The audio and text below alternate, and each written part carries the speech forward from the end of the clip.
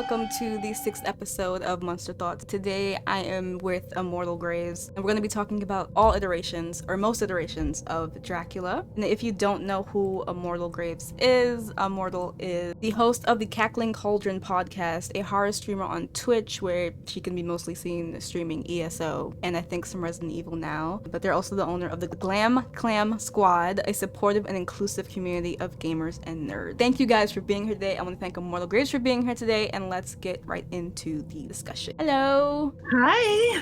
Hi. How are you doing? I'm good. Thank you so much for being here today. Thank you so much for having me. I'm so out of it. Okay, so jumping right into it, since we're going to talk about Dracula and like all iterations of character, what was your first experience with Dracula, and if pleasant, what drew you to the character? And I read a lot of classic novels at like a really young age because my grandmother was just like, read these. So I did. But then obviously as a 90s kid, it was Bram Stoker's Dracula, Keanu Reeves, The classic, and Gary Oldman, the classic. And honestly, after all the Dracula movies I've watched, definitely one of the best. Yes.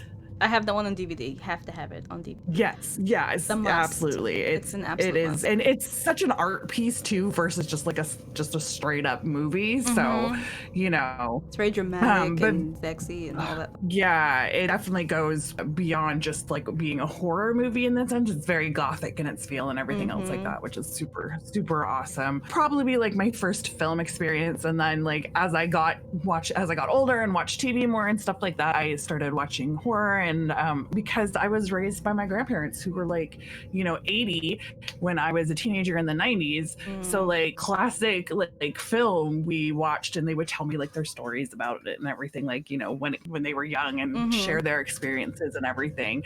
Definitely like Bela Lugosi and Christopher Lee, which are like the two main, I think, main actors who people think of when they think of Dracula. So I guess. You're like, I guess. Not me, but I guess most people do. Who do you think of first? Oh my god. Who do you think of first? I don't really think of anyone because there's so many iterations of the character. Or the archetype who has that name. I don't have what you call it. Dracula's like an entity over a character, I feel. Yes, he just exists. I'm reading Bram Stoker, like the original Bram Stoker's Dracula. I haven't finished it. I started it like years ago. And reading that iteration and like how the popularized version of vampire started, like he is terrifying. Like I'm like, oh god, I'm like scared reading this book. Like no joke, I want to like hide under the covers and like turn on the lights while reading this, like legit. Super creepy. Yeah, it's very creepy, and it's crazy because it's told from like the point of view not of Dracula at all. Other people, his victims. Yep, exactly. So it's like all the emotions that they're going through is what you get to experience versus like he's like, I'm coming to get you, I'm coming to get you. Yes, that's exactly how vampires work. Yeah, blah, blah. What is your favorite depiction of Dracula and why? I just kept thinking about this, and it's so difficult because, especially going through and we're trying to refresh my brain and watching all these films again, and there's so many films out there about Dracula. There's so many like classic like 70s films. There's like, all the Hammer films and everything like that. And then you get into like just like the 80s and 90s like B movies and stuff like that. And it's just a lot of it is not good. Yep. A lot of it is not. Yep. A lot of it is terrible. Yep. Some of it is like not good in the sense like you're just like laughing your ass off. I really do enjoy Christopher Lee's interpretation of the character. I also really love Gary Oldman's interpretation of the character because even though they had the ridiculous hairstyle, which I still can't get over. It looks like a butt. It's like a beehive. It's like breasts. Like they made fun of it in an Adam Sandler movie by giving one of the characters boobs on his head. There's also just like there's the fiction too, and like different ways that it's been fictionalized. Well, I mean, it's all fiction, but like in like literature that the story's been retold, and I really couldn't narrow it down to one. I really couldn't. I mean, that makes sense. Yeah. My favorite, just to throw that out there, is a depiction in Bram Stoker's Dracula. That was the first vampire movie I ever fucking saw. Yeah. So that I remember being terrified sitting with my mom. For the scene where Dracula's like chasing Jonathan down the hallway, I think he's like walking upside down on the ceiling, or his brides are something. Right at that moment, my dad went and scared my mom from behind the couch, and like that's oh no, she jumped and like screamed, and like that stuck with me for some reason, like that memory of like my parents scaring each other, and then like just this terrifying but enthralling creature on the screen that I was terrified, but I was like also like, oh my god, this is like kind of sexy. I'm scared, but I like it. Yes, yeah, and ever since then, just vampires. Yes. Absolutely. Vampires of like in both literature and on screen have hugely influenced my life. For myself, like something I really like, there have been kind of depictions of like female versions of Dracula, but it's usually like his daughter or offspring or something like that. I am really waiting for a like basically just like a gender bent telling of Dracula, yet not modernized either. So like made like original, like in that setting, in that time, like of the original novel, but where Dracula is women, but obviously, you know, updated so it's, you know, got the proper like vernacular, and you know, we're not throwing like just random crap in there that, you know, they did in the 1800s and whatnot. So but that's something that I really want to see. I want to see Dracula as a woman, straight up. There's not like a descendant or anything else like that. There's a few out there, like I think like Vampire Lesbos and stuff like that, but they're not quite Carmilla. What I'm looking for. Carmilla, I mean, and that's not like, and that's an own separate. That's a whole separate thing. Like that's euphemism for being a lesbian. Like, I mean, it's much more about, you know, killing off your lesbian vibes than it is anything else.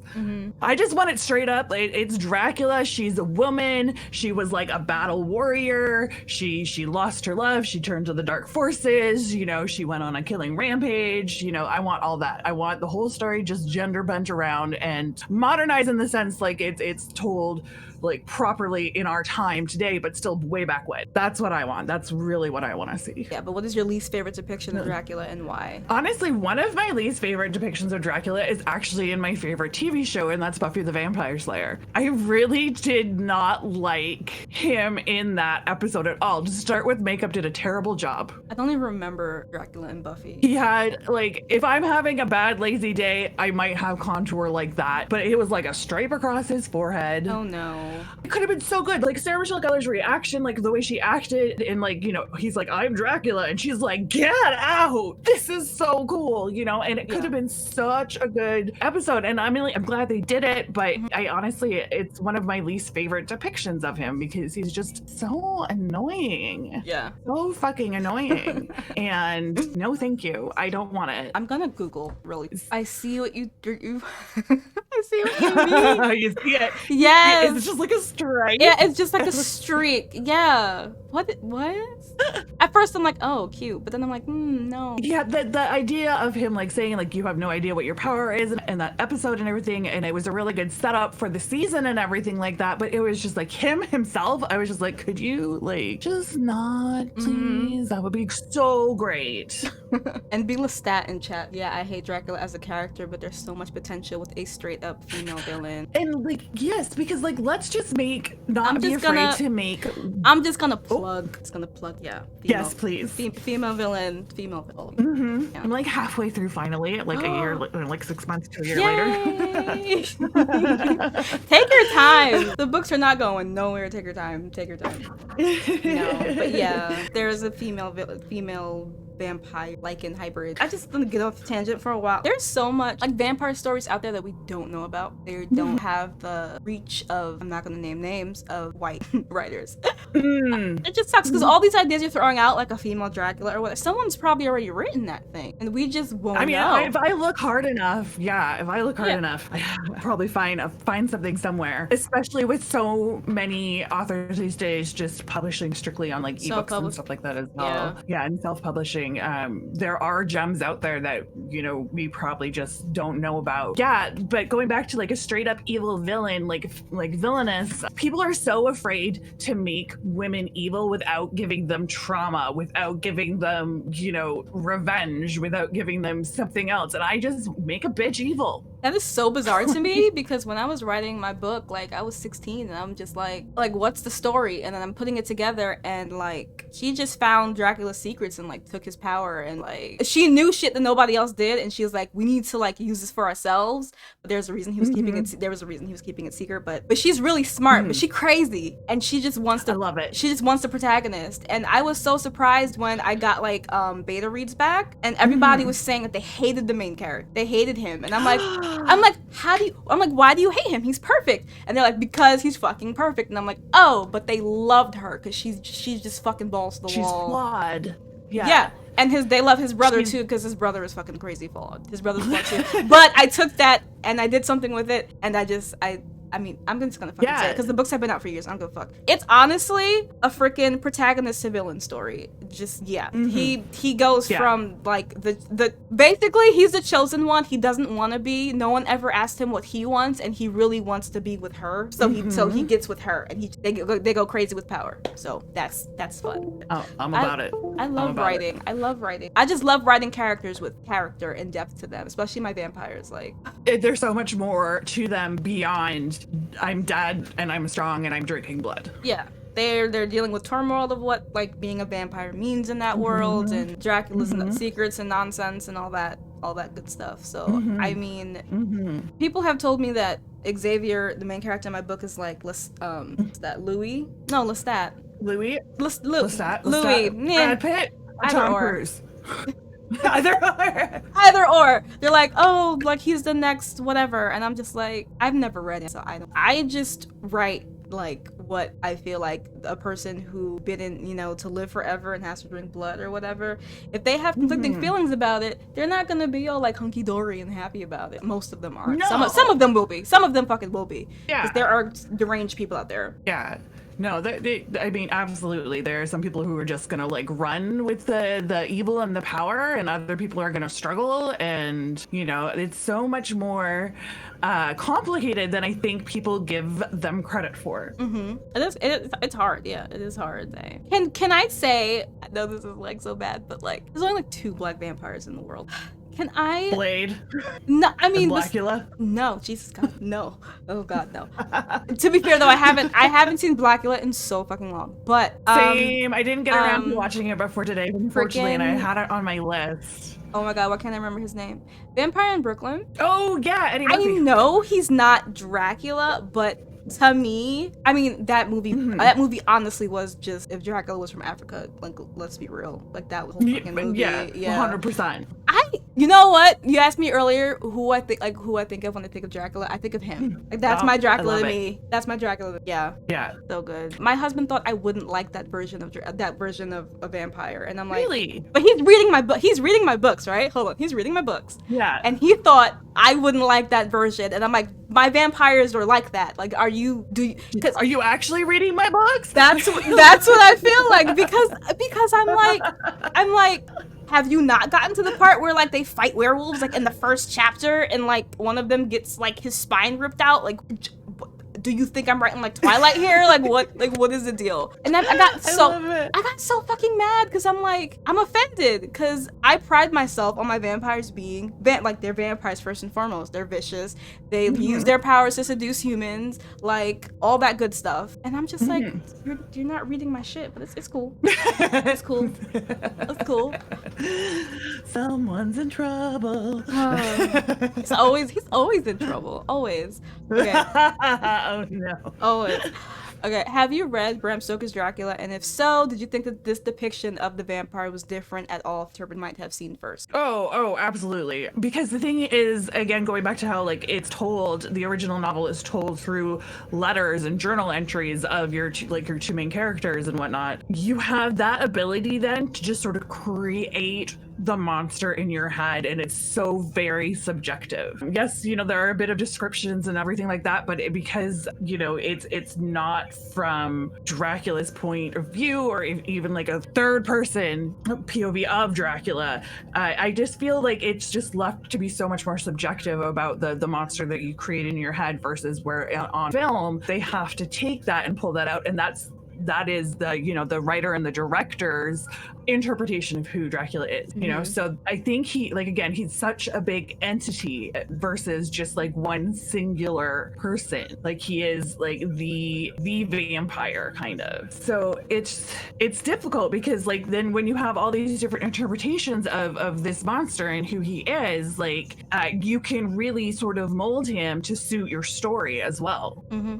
So I really think that if you haven't seen any Dracula movies somehow and if you read the book and then you go watch them, I do think they kind of did it okay-ish. Like I want to say like okay-ish, like in Bram Stoker's Dracula, because like especially like it was the scene for me, like the shaving scene, like in the beginning where he's like Jonathan Nicks himself shaving, and he's like his shadow is like creeping up on him when he's like talking to him and stuff, and then it's like I just think he was so very like really personified. They did really well job to like personify like the bloodthirsty monster. Yes. Yep. With the front that he had to put on. Yes. To keep a charade going. Right. I think they did a really good job in it. Ridiculous wig aside. Oh my god. Let the wig go. Like, let it go.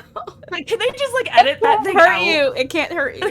You're safe. Do we have that technology? I mean, they probably got to edit it out now and give him something else. No, but I'm glad you said that, because I'm so sorry to keep going back to my books, but I can't think of anything else. No, keep going back to your books. Promote your shit. No, I'm proud of you. Oh, thank you. But for my books, right? Because you're in the world of vampires and you're in the world of the other creatures, like the monsters. My Dracula, mind you, I had not read Dracula before I wrote my first and second-ish book. Yeah, I don't know where I got my Dracula from, but he is very troubled. He's very like closed off and like angry, and he's not like super old, but he looks like an older man, and he has like long white, not like, I don't want to say, he looks like he's like 40 or if that, and he has brown eyes. He's not like he's not black. No, he's white. He has this weight of the world on his shoulders because he's the first of his kind, and he doesn't want to be what he is, but he's I think I like after being Dracula or the first of your kind and like being that for so long, I think you'd get kind of tired.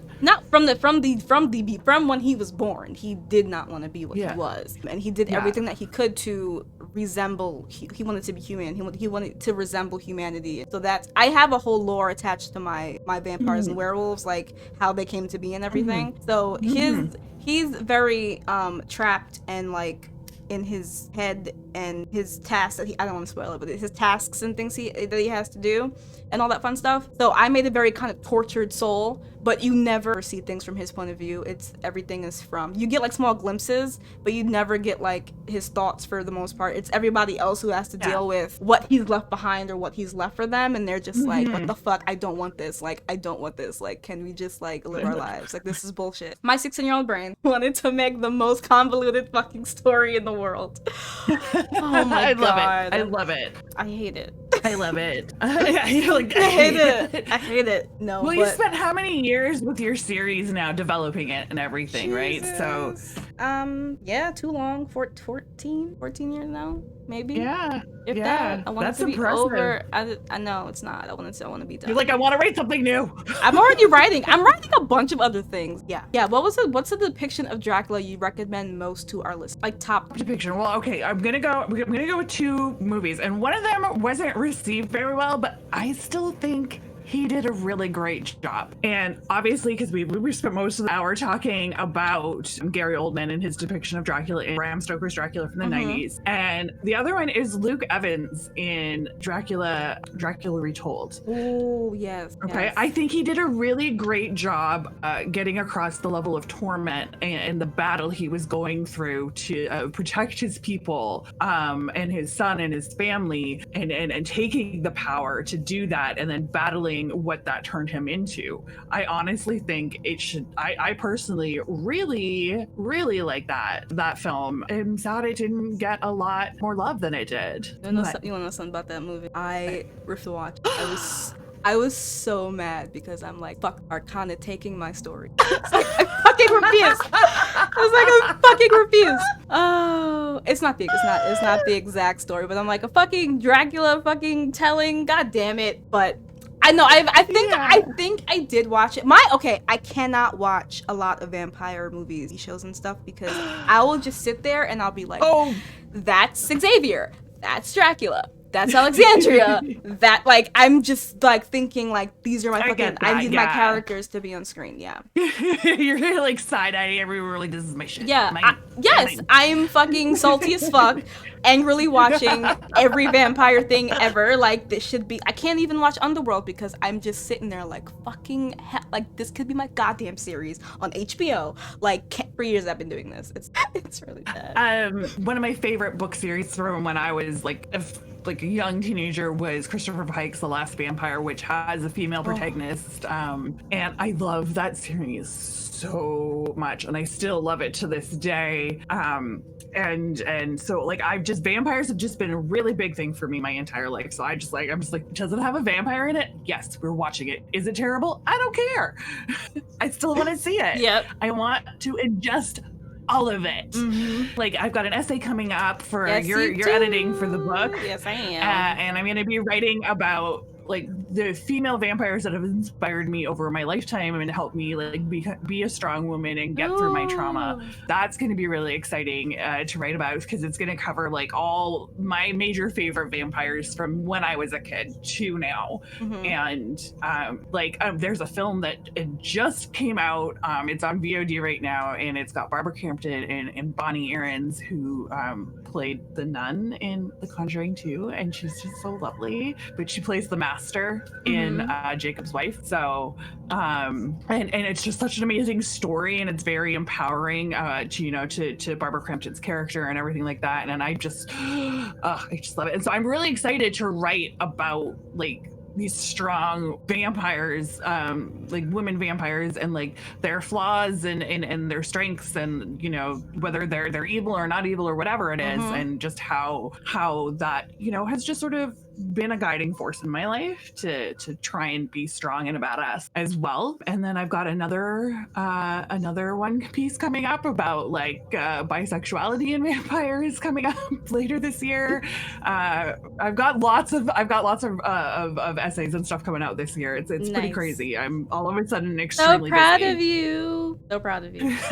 People keep asking me to do things. I'm like, okay, but I'm pacing myself. Pacing myself. I'm like making sure I have room in my schedule, or telling them like this is after this month. This is when you have access to me. Yes. Yeah. I love that you said that because that'd be cool. I want to thank you for coming on Immortal, and if you could just thank you so much for having me. No problem. If you could just plug where to find you, where to get your stuff, where to listen to your podcast. Where to find me, Grave, aka Steffi. You can find me on Twitch as ImmortalGraves /ImmortalGraves, all in one word. I have the Twitter for the Cackling Cauldron is there. I'm working on bringing it back to life after sort of a little bit of a hiatus. There's lots of Twitters there. I know I have too many accounts. Just Immortal_Graves for the Twitter is where you can really find my main content, and I will always push my other content onto that account. I guest on podcasts. I write for different publications and websites. I stream Mondays, Wednesdays, and Fridays. We're right into Resident Evil 7 right now because Village is coming out soon. We're doing a little less ESO content than we were before, and we're really turning the focus towards horror more often this year, mostly because I've been contacted by folks who are like, "Can you play my horror game?" And I'm like, "Yes." So So the ESO is not really happening much on the stream anymore, even though it was for a large portion of the start of the year. I run a community called the Glam Clam Squads, which is for marginalized genders, just a place to nerd out together, support each other, and make friends. It is a private community, so you have to contact me directly to get in. Just because I like keeping my friends safe. I created a safe space. This is the best way to keep it safe. I am working on a new community for marginalized genders that is horror focused, and I'm hoping to launch that by Halloween. It will have also like areas for streamer support if that's what you are, if you do stream and you are into horror and stuff like that. And I'm really excited for that to become a thing everywhere all the time. And I hope you take a look and enjoy my content. And I hope you enjoyed our conversations here today. Thank you so much for being on the show, Immortal. I want to thank everyone for being here today. I want to thank ImmortalGraves for coming onto the show and talking about Dracula and vampires. We just kind of got off tangent, but this was so fun. I can talk about vampires and Dracula all day long. Thank you for another episode of Monster Thoughts, and I will see you guys for the next one.